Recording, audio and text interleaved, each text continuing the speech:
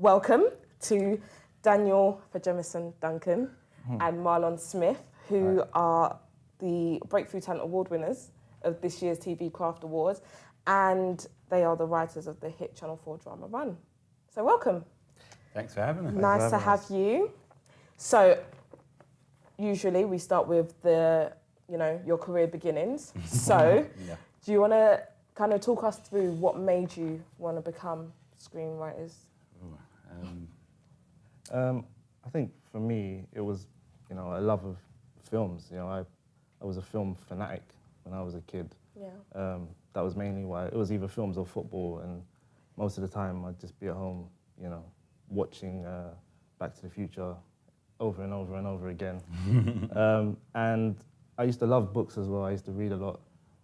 And it was when I started reading screenplays that I started thinking, oh my God, this is kind of, I want to do this. This is why I can see this, My parents introduced me to like Spike Lee and stuff like that. And when you saw like someone like that doing it, you kind of felt, oh yeah, then it is possible for me to do it as well. So we went to college together. Daniel was like the first person I ever met who was, doing something about it. He loved films as well, and he was writing, and he was working with Jonathan Pearson, who co-created the show of Run with us and directed episodes 3 and 4.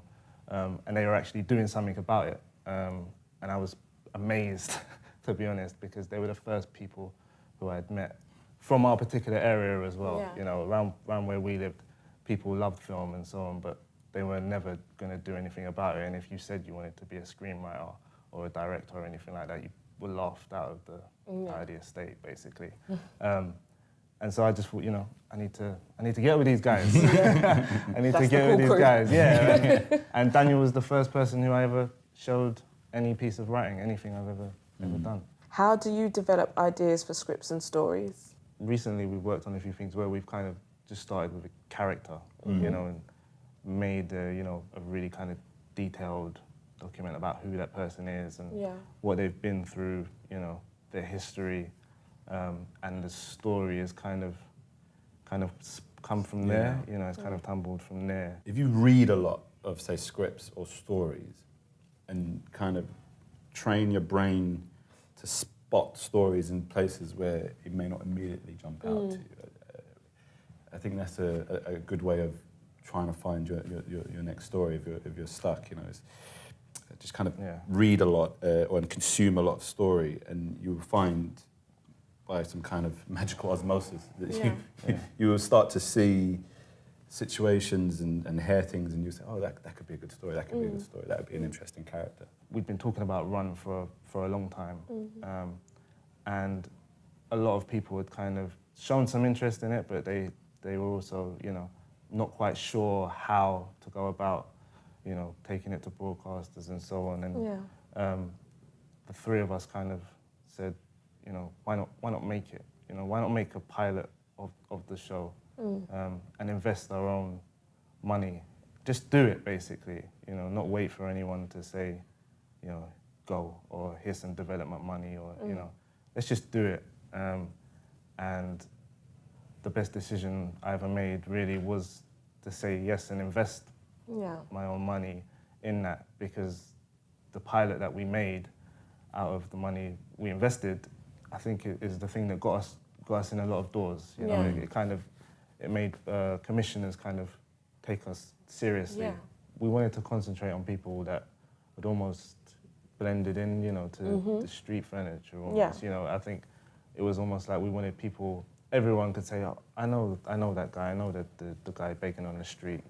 I've seen that immigrant DVD seller. I've seen the Polish cleaner before. But I'm so used to them being there that I don't even pay attention anymore. They're almost just part of the furniture. They've blended in, and we just wanted to kind of show what's kind of going on in those lives. Almost in a way giving a voice to the voiceless. I guess, How many drafts do you feel is the perfect amount to end with a solid script? That's That's how long is a piece of string. That is, there you go. You guys have spent so much time together, and your reactions are so the same. Yeah, just because I think you ask any writer that, even someone who's like a veteran, they'd probably have the same reaction. Before we hand in our first drafts, those scripts will usually go between about 4 or 5 different iterations.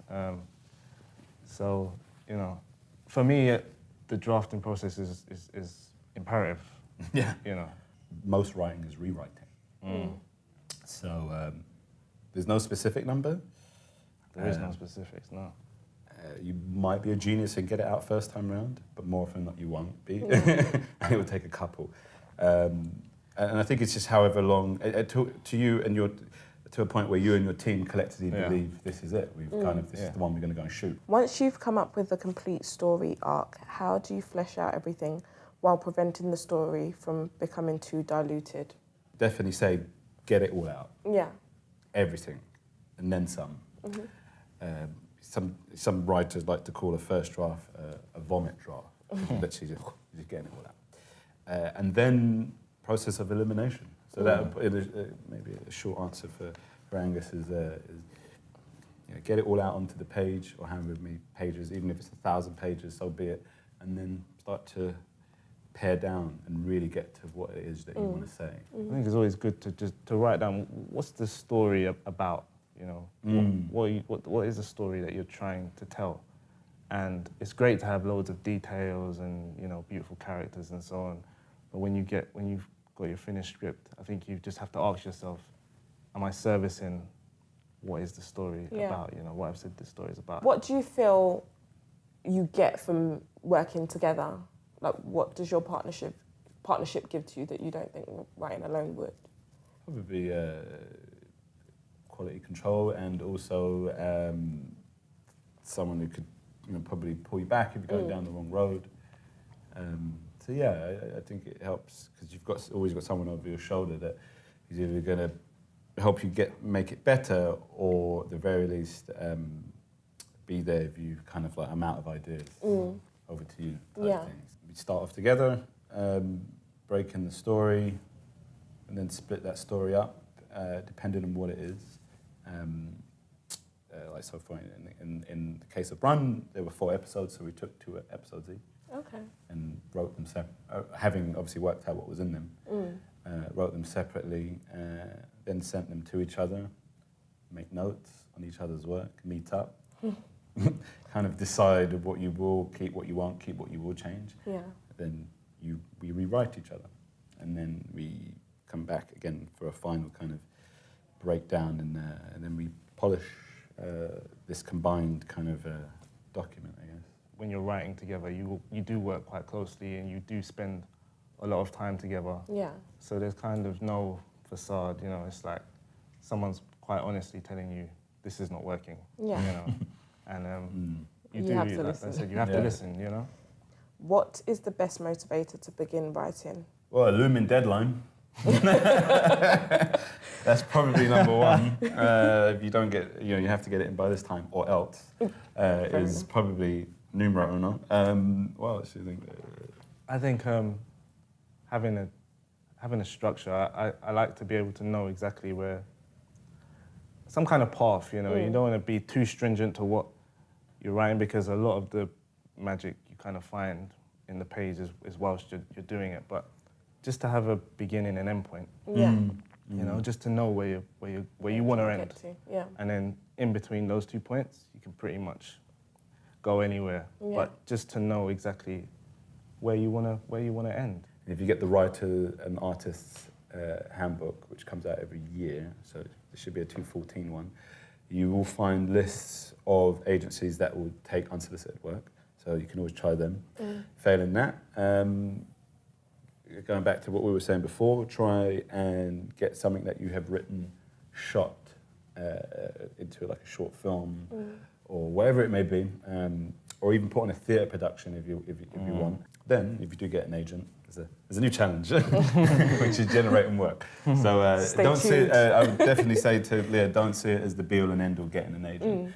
In fact, you're probably better off stacking a lot of material before you go out and doing that hunt, because as soon as you get an agent, they're going to be like, okay, what else you got? What you got?